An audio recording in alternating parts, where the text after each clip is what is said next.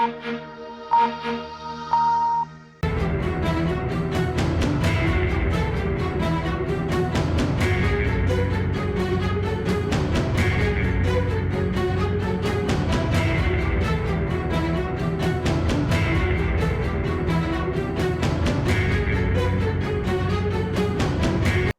वाली 26 तारीख को मेरठ में लोकसभा चुनाव का मतदान होना है।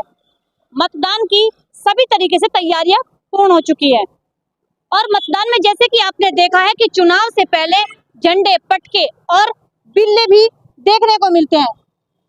और इस दौरान हम पहुंचे हैं मेरठ की इंदिरा चौक पर। यहाँ पर आपको झंडों की कुछ चुनिंदा दुकानें मिल जाएंगी जो लगभग काफी पुरानी दुकानें यहाँ की मानी जाती है।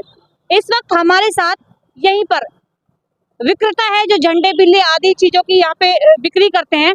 इनसे बात करते हैं और देखते हैं कि चुनाव का जो माहौल है उनसे कितना फर्क इनके बिजनेस में पड़ा है, कितना इसमें लाभ हुआ है। तो क्या नाम है आपका? आसिफ भाई।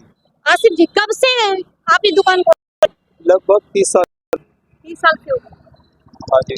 चुनाव है तो कितना बिक्री आपकी हो रही है यहाँ पे? इस चुनाव में तो ये समझ लो सिफर जा रहा बिल्कुल जी। यानी कि 1 रुपए की भी अभी तक कोई काम निकला नहीं है। तो इसकी वजह क्या है? इसकी वजह ये है कि आचार संहिता लगने से तो हम अपनी दुकान के आगे भी प्रचार का झंडा कोई नहीं लगा सकते। अच्छा। दूसरा कारण ये है कि पार्टी वाले आजकल इस बात को ध्यान ही नहीं देते कि कौन शहरी लोग हैं जिनसे हमें माल खरीदना चाहिए, कौन बाहर के लोग हैं। उनको सिर्फ माल चाहिए और सस्ता चाहिए, चाहे जैसा भी हो। उन्हें शहरी से, मुकामी लोगों से और बाहर के लोगों से कोई मतलब नहीं होता। तो इस बेस पे हमारा काम कहीं से भी कोई भी दिल्ली से मंगा लेते हैं, लखनऊ से मंगा लेते हैं, कहीं से भी मंगा लेते हैं। मुकामी लोगों से नहीं आकर चल के हम उनके पास जाते हैं।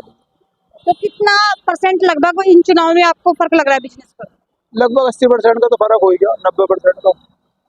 तो फिर कैसे कारोबार में क्या चल रहा है? बस अब तो दूसरा कारोबार है वो कर रहा है। इस टाइम बाबा साहब के जन्मदिन है, वही हमने हाईलाइट कर रखा है। तो हम दुकान पे अपने प्रचार के संबंधित कोई भी झंडा हाईलाइट नहीं कर सकते, आचार संहिता का उल्लंघन कहलाएगा इस वजह से। तो कौन जिम्मेदार हो सकता है इन चीजों में? जैसे कह रहे हैं कि बिक्री नहीं हो रही है, बाहर से जाते हैं। चुनाव आयोग ने पाबंदी लगा रखी है। इस चक्कर में चुनाव के संबंध में झंडे, बिल्ले, बैनर जो वो नहीं बिक पा रहे। अगर पाबंदी नहीं होती तो पहले बहुत बिकते थे।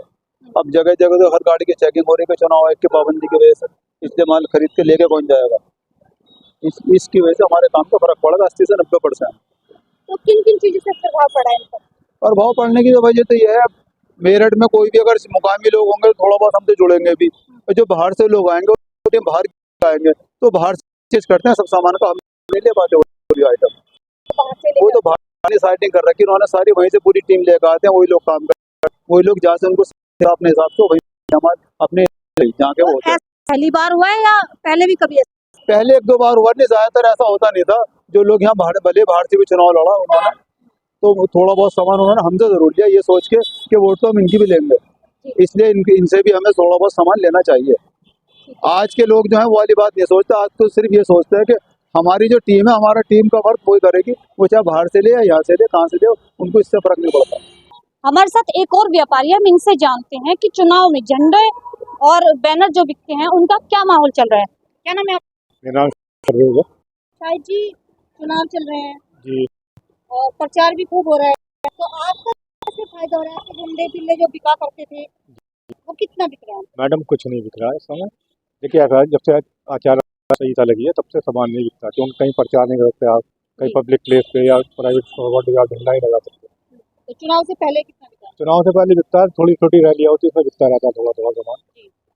अच्छा, अब दूसरी चीज़ ये है कि जैसे कोई कैंडिडेट है तो उसे डायरेक्ट पार्टी कार्यालय से सामान मिल जाता है, तो हमारे यहाँ लोकल में नहीं बिकता।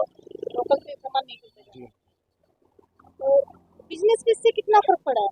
देखिए मैडम, अब से 20-30 साल पहले अच्छा खासा बिजनेस हो रहा था, काफ़ी लोगों को उससे कारोबार मिलता था। तो पहले हैंडमेड झंडा बनता था, अब आता है रेडीमेड मिल प्रिंट झंडा। तो डायरेक्ट मिल से परचेजिंग कर लेती पार्टियाँ।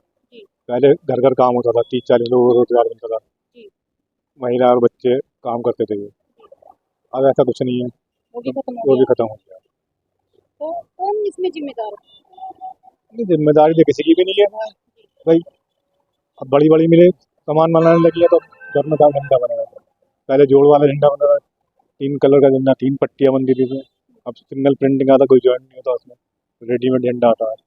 तो बिजनेस पे कितना प्रभाव पड़ रहा है पहले और अब? सारा ही प्रभाव है 20 साल में, और मैं बहुत अंतर आ गया है।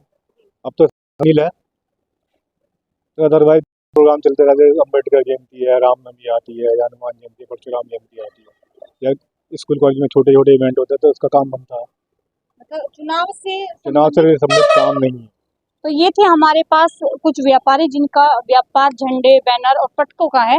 इन्होंने बताया कि चुनाव के दौरान जो पहले उनकी बिक्री हुआ करती थी वो अब नहीं है। पहले इनकी काफी बिक्री हुआ करती थी, लेकिन जो कैंडिडेट है वो पार्टियों की तरफ ही अपने सभी ऑर्डर देते हैं, जिसका प्रभाव पड़ता है इन लोगों पे। इनका ये भी कहना है कि चुनाव से संबंधित किसी भी चीज की बहुत ही कम होती है, लेकिन इनका जो व्यापार है वो बाकी दूसरे फंक्शन के थ्रू ही चलता रहता है। कैमरामैन शिवम कन्नौजिया के साथ मैं अंजू चौधरी, जनवाणी।